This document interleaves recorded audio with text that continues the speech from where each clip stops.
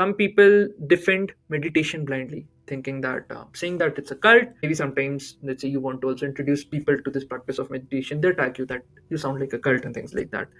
But the core premise here is the benefit of meditation still stand independent of who said it. There are proper research papers for that. Another thing can be a person gives a very dumb reason for eating healthy, such as you have this glow, this aura, it makes you shine brighter and things like that. So maybe for a scientific person, it does not make sense. And maybe some people might say, so you say fitness is a scam and things like that. But maybe the reasoning can be dumb for certain people, but the idea is still true. Yo guys, namaskaram. So I think yesterday I had posted a video on tools used by manipulators to just maybe destroy you in an argument, because these are certain common practices which a person uses. So I wanted to kind of extrapolate more on these tools. Just understanding so that you can understand that what is it that these people use and how you can just be better aware. And in that process, I think it just also serves as an entry for myself. So first is more predominant in the startup world. It's the rule of using selective honesty. Actually, a lot of people use it, but I'll just use some examples. The concept here is that we'll just pick up the data that only fits our story. So in a startup, an example can be a founder says, look at our three biggest clients, our product is amazing, but they'll hide the 97 who quit that product. That's painting like a bullseye after you have shot the wall. There's a very famous analogy or anything for it. It's known as the Texas sharpshooter. Shoot first, draw the target later. Another example can be from the fitness influencer thing that they post these three shredded clients but hide the other 300 or 600 who don't make that much of progress. So cherry picking success, giving you that illusion of perfection. A lot of marketers, bullshitters, salesmen use this, but now you kind of know it. So you can just ask people for the context that they're coming from. Talk about facts, real facts, not the facts that they're presenting, but the entirety of facts. And in a personal level, I think whenever you remember moments that you failed, you build up this belief that I am a failure. Just separate that. I always mess up. That's your brain cherry picking failure data. So it can work in both the contexts. Classic way to say this would be that when you only see what you want to see, you become blind. A person of wisdom sees the entirety, the entire context, and then comes to, it's a more prudent decision. So that's one. The second is it's more predominant by a common English saying that is known as don't throw the baby out with the bathwater. What essentially it means, now I'm just putting it from the idea of argumentation, certain ideas which you know are good.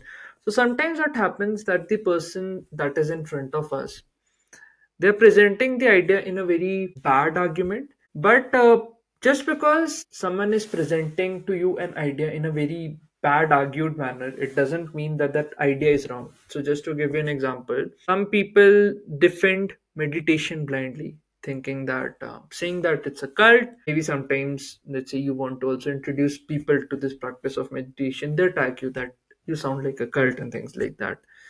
But the core premise here is the benefit of meditation still stand independent of who said it. There are proper research papers for that. Another thing can be a person gives a very dumb reason for eating healthy, such as you have this glow, this aura, it makes you shine brighter and things like that. So maybe for a scientific person, it does not make sense. And maybe some people might say, so you say fitness is a scam and things like that. But maybe the reasoning can be dumb for certain people, but the idea is still true, because eating healthy does impact you on a very long level. So a common name for it is the fallacy, or bad argument equals false idea. The next idea is a lot of haters use this. It's called the hasty generalization, which basically means that just because this one incident and one case happened with us, it's the truth. They jump to conclusions with very little data. Example, let's say one guy loses a lot of money in crypto. He would say crypto is a scam, hiding the fact that maybe he hadn't researched it, maybe the markets were low and up and things like that. A lot more predominant example is one breakup, all women are the same, all men are the same, one toxic friend, you can't trust anyone. You see, emotion, this bad experience or a bad emotion turns one story into this universal truth. Fact of the matter is, there are like a lot of nuances that can happen. So sometimes just not readily running to generalizations. Maybe for a personal growth, again, I would refer to the failure example, that you fail once, you say that maybe I'm not meant for this. That's your mind protecting your ego, not reporting the truth. Because if you see the actual life of a lot of masters, they have failed, I think 70-80% of the time. So don't base opinions on just one failed story, one failed attempt. As long as you're alive, there are like infinite chances. So I mentioned about this, I think, in one of my Hindi videos. But yeah, I think coming back to this point.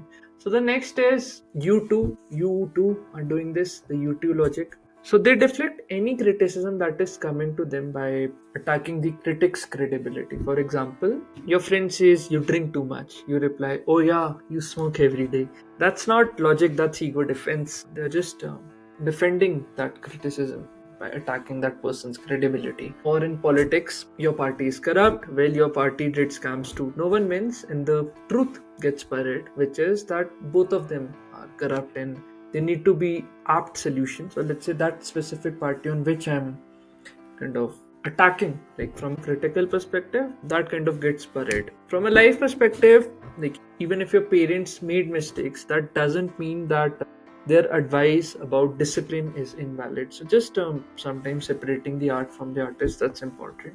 And one more thing, I think the last trick that a lot of manipulators use is the red herring or the master distraction. They try to shift focus away from the real issue. Let's say in workplace, you tell your boss, "Sir, the project deadlines are unrealistic." He replies, "At least you're lucky to even have a job in this economy." That's not addressing your concern, which is overwork and deadlines and all of that. That's a red herring. In relationships, it can be you confront your partner, "Why did you hide this from me?" And they reply, "You always seem busy with your own stuff anyway." Now, that's again misdirection, not proper communication wherein we can just solve this issue.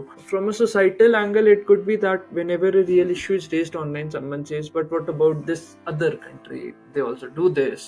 Classic distraction move. So when people don't have a defense, they try to shift your attention to these other issues. Don't chase that bait. Stay on the battlefield, stay on the facts of life, stay on that issue at hand. So these are like certain tools which I wanted to share. Probably I'll bring a part 3 of it.